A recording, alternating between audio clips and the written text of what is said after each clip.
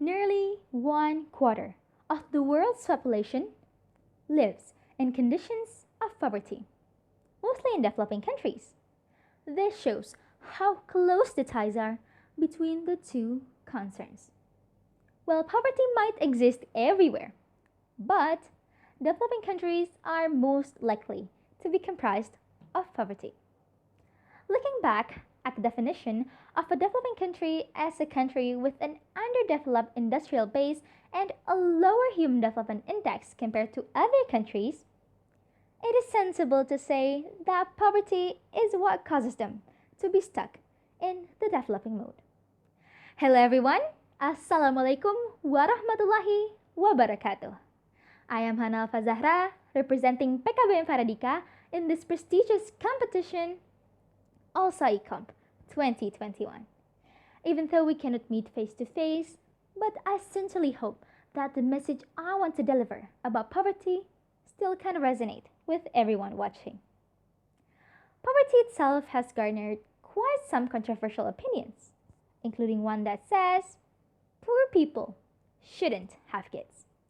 The reason why people may agree with that statement is that they feel like a family would not function properly without fulfilling funds, and if they force themselves to have kids, that would just make the process of developing their country harder. But thankfully, a lot of people still disagree with that statement. Because first of all, it is a basic individual human right to have kids and reproduce with consent. It is a part of natural human biology, and it is up to the person to embrace it or not. Some religions and beliefs also advertises having kids as a blessing and something virtuous. And as we all know, it is not wise to meddle in someone's choice of faith. Moreover, their kids are actually a part of their survival plan for the future. When they get to non-productive age, they need another person to afford their lives, as they are forced to retire, mostly by the proliferation of their medical issues. Ladies and gentlemen, this is a paradigm being duplicated over and over again, either by direct victims that cannot foresee life in another way, or by witnesses that have just been compelled to a similar situation without any other idea on how to survive. To stop the spreading of this archetype is certainly quite hard. But one thing we can do to intervene is to educate their children. Seeing how the parents have a tough time just to provide basic needs for the family, we can conclude that education might not be seen as compulsory. Their decision seems close-minded, but mind ourselves that their cognitive state is already all busy thinking about the ways to persevere with such slim chances of getting the tools to do so. Now let's look at the statistics we have for Indonesia. In 2017, the poverty rate was 10.12%, which has been quite a stable rate until now, with 10.6% poverty rate recorded in 2021. At first, 10% sounds low, but in reality, it is around 27 million lives. It is nearly triple the amount of DKI Jakarta's population. So now we might ask ourselves, how could education solve this big of a problem? Well, we have to look back at what causes poverty. Yes, poor people staying poor and originally well-off people going poor. In general, professions that demand a higher degree of education and precise expertise pay more than ones that need less education and fewer abilities.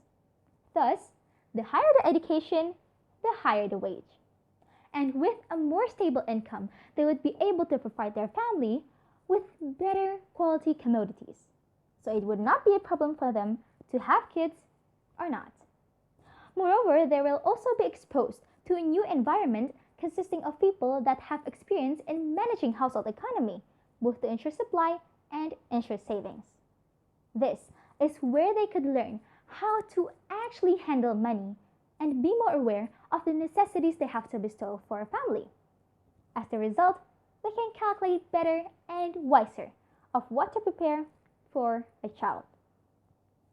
So, ladies and gentlemen, education could give the previously underprivileged generation a better chance of living. Besides, it doesn't only teach them the way to financial stability, but also making them financially intelligent.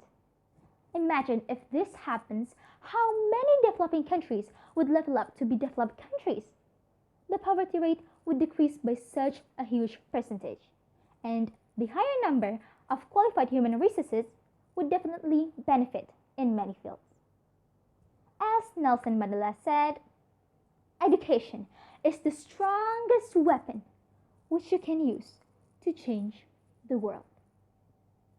It is not idealism. It is perfectly executable as long as the scholar actually learns a life lesson throughout the education process. If they haven't known what exactly is their motivation, then others should introduce it to them. Stopping the lineage doesn't equal stopping poverty, but giving them proper education does. Salute to all educators, paid or volunteer work, passive or active. Together, we are heading to the advanced and beyond. Thank you.